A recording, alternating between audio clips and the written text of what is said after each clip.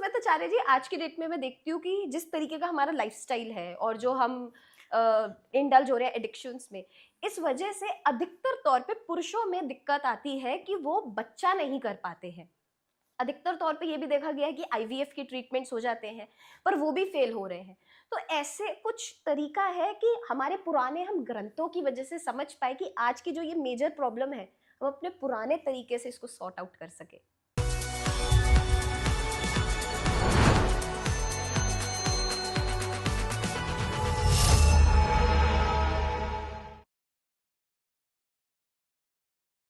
देखो, बहुत कंट्रोवर्शियल है और इसका डिसीजन हालांकि अगर समाज अलाउ कर दे लोगों को, समाज के ऊपर छोड़ते हैं, क्योंकि समाज के हिसाब से चीज़ें बदलती रही हैं।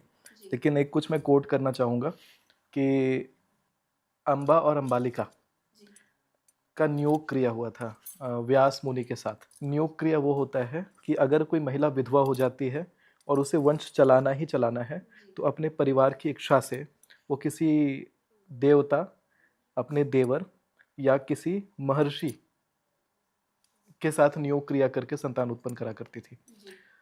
और फिर या किसी महिला का जो पति है वो संतान उत्पन्न के लिए इनकैपेबल है, तो उस अवस्था में भी अपने परिवार की सहमति से वो नियोग क्रिया के द्वारा बच्चे पैदा करती थी। ऐसा प्रमाण उस शास्त्र में मिलता है। लेकिन उस समय का समाज बिल्कुल अलग था और अभी सामाजिक स्ट्रक्चर बिल्कुल बदल चुका है।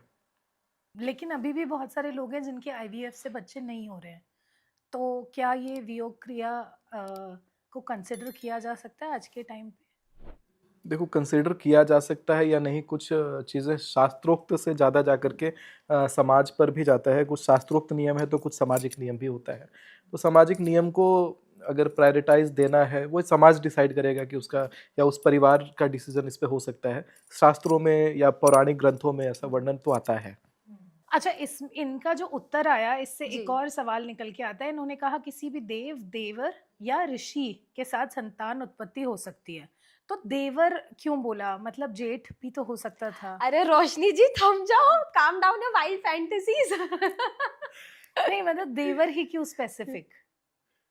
उसका उत्तर तो आचार्य जी दे सकते हैं कि देवर ही क्यों। शास्त्रों में इसी प्रकार से वर्णन रहा है नियोग क्रिया का। जिसका देवर नहीं हो तो वो जेठ से काम चला सकते हैं। तो शास्त्र में लेकिन नहीं लिखा है। शास्त्रों में जेठ को अपने छोटे भाई की कन्या को देखने से नरक की प्राप्ति होती है और बहुत घोर पाप लगता है। अच्छा, और देवर देख सकते हैं? नहीं, देवर के लिए तो वो हालांकि मां समान उपाधि दी गई है रामायण में, लेकिन फिर कुछ और ग्रंथों का, मैं एक पर्टिकुलर ग्रंथ से लेकर के इसको आ रहा हूँ, महाभारत में ऐसा वर्णन आया। बट इतना कॉन्फ्लिक्टेड क्यों है? एक जगह आप कह रहे हो कि कॉन्फ्लिक्टेड वही मैं बता रहा हूँ कि गुरु गुरु परंपरा डिसाइड करेगा। क्या है, हमारा जो धर्म है पूरा, ये किसी खास बुक पर बेस्ड नहीं है। ये परंपरागत चलता आ रहा है। पहले धर्म ग्रंथों को लिखा नहीं जाता था, उसे परंपरा के साथ चलाया जाता था। गुरु डिसाइड करते हैं कि ये किस परंपरा पे चलने वाला है, या पहले से जो गुरु की परंपरा जो चली आ रही है उस परंपरा पे चल रहा है। अगर जो चीज़ें हो रही हैं, अब जैसे कहीं पर चाय में चीनी डाल करके चाय पीते हैं, कहीं पे सिक्किम चले जाओ तो दूध में नमक डाल के पीते हैं। हमारे तरफ दूध में नमक डालना पाप है। तो निर्भर करता है गुरु ने क्या आदेश दिया है। कहीं पर बलि प्रथा है, कहीं पर बलि देना वर्जित है। गुरु ने डिसाइड किया है कि किस प्रकार का वहाँ का प्रथा चलेगा, या जो अधिष्ठात्री देवी आपके साथ चलना चाहें, या जो अधिष्ठात्री देवी आपके साथ चलती हैं, उस शक्ति डिसाइड करेगी। वो शक्ति को देख करके गुरु डिसाइड करेंगे कि कौन सी प्रथा जाएगी, बलि वाली जाएगी कि बिना बलि वाली जाएगी। आप में नॉनवेज जाएगा नहीं जाएगा, आप में ड्रिंक जाएगा नहीं जाएगा, वो सब जो है वो शक्ति, जिस शक्ति का आवाहन किया जा रहा है। क्योंकि जब भगवती अवतरित हुई हैं तो सतो रजो तमो तीनों गुण एक साथ उत्पन्न हुए हैं। उसमें रजो भी है, यानी अगर तमो यानी जो गलत है वो भी देवी ही है, जो रजो है उग्र है वो भी देवी ही है, सतो है सात्विक है शांत है वो भी देवी ही है। तो हर प्रकार से देवी हैं, हर प्रकार से चीज़ें हैं। इसको कहते हैं ना, एग्जिस्टेंस को देखना है हमें, एग्जिस्टेंस में गलत और सही को नहीं देखना है।